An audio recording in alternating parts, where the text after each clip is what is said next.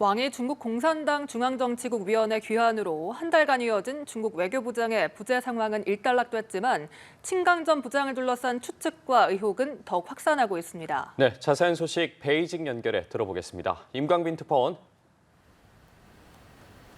네, 베이징입니다.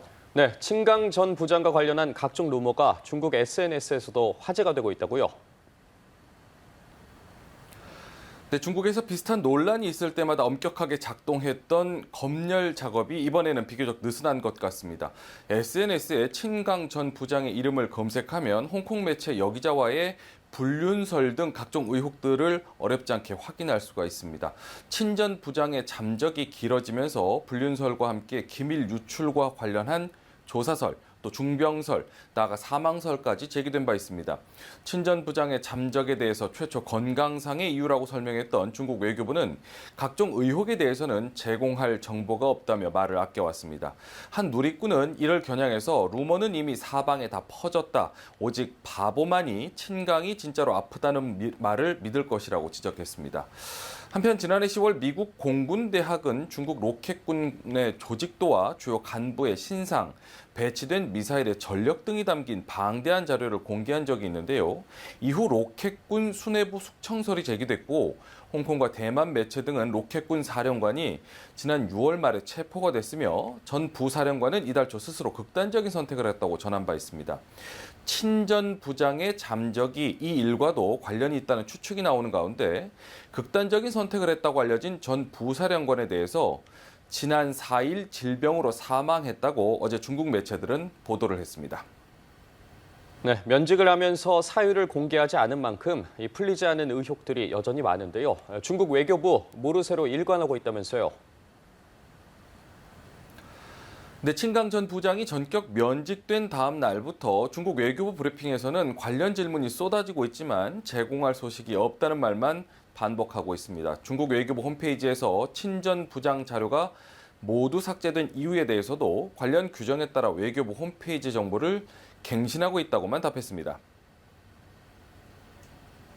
Is Mr. Qin Gang still a state counselor? And if so, what are his duties and a role as state counselor? Thank you. 14届全国人大常委会第4次会议的有关决定和中华人民共和国主席令表述得很清楚，你可以查阅。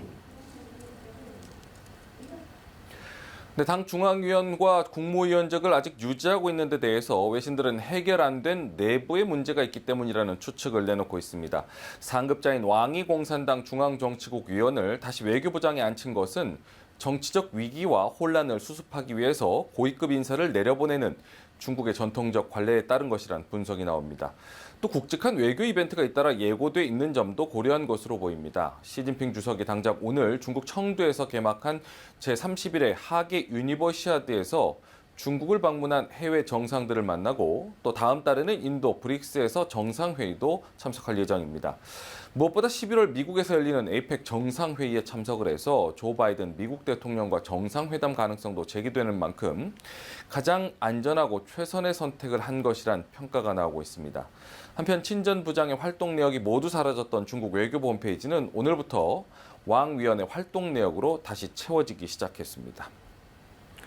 한편 내년 1월 대만에서 열리는 총통 선거가 미국과 중국의 대리전이 될 것이란 관측이 나오는데요. 집권 민진당 후보와 미국 해리스 부통령의 만남이 추진되고 있다고요. 네, 대만 집권 민진당의 라이칭더 총통 후보는 다음 달 파라과이 대통령 취임식 참석을 계기로 미국을 경유할 예정입니다. 이를 계기로 카멀라 해리스 미국 부통령이 라이 후보를 만나서 대만에 대한 지지를 표명해야 한다는 의견이 미국 의회에서 제기되고 있습니다. 미국 공화당 소속 톰 티파니 의원 등 6명이 해리스 부통령에게 이 같은 내용의 서한을 보냈는데 대만 외교부는 감사를 표하면서 현직 부총통이기도 한 라이 후보의 일정을 조율하고 있다고 밝혔습니다. 미국 행정부는 아직까지 관련 입장을 밝히지 않은 가운데 만약 만남이 성사된다면 중국의 강한 반발이 예상되고 있습니다. 중국은 지난해 8월 미국의 권력 서열 3위인 낸시 펠로시 당시 미국 하원의장의 대만 방문 등을 이유로 대만을 향한 대규모 무력 시위를 펼쳤습니다. 다만 바이든 행정부가 중국과의 오랜 냉규류 끝에 고위급 대화의 물꼬를 어렵게 트고 최근 관계 회복을 모색하는 상황에서 라이 후보와 해리스 부통령이 환영할 가능성은 낮다는 관측도 나옵니다. 한편 제1야당인 국민당 허유이 후보의 지지율이 부진한 상황에서 친중파인 마잉주 전 총통은 중국과의 평화론을 주장하고 있습니다. 네, 그리고 필리핀을 강타하고 지나간 5호 태풍 독수리가 이 중국 남부 지방에 상륙했는데요. 태풍 소식도 전해주시죠. 네, 태풍 독수리는 필리핀 북부를 강타했습니다. 최대 풍속은 시속 175km, 최대 400mm의 장대비를 쏟아부으면서 피해가 속출했습니다. 최소 6명의 사망자가 나왔고요. 수만 명의 이재민이 발생했습니다. 태풍 독수리는 빠른 속도로 대만을 지나 오늘 오후 중국 남부 푸젠성, 푸저우에 상륙을 했는데요.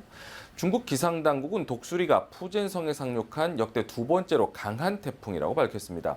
중국 남부지방에도 강한 돌풍과 함께 집중호우가 쏟아지고 있는데요.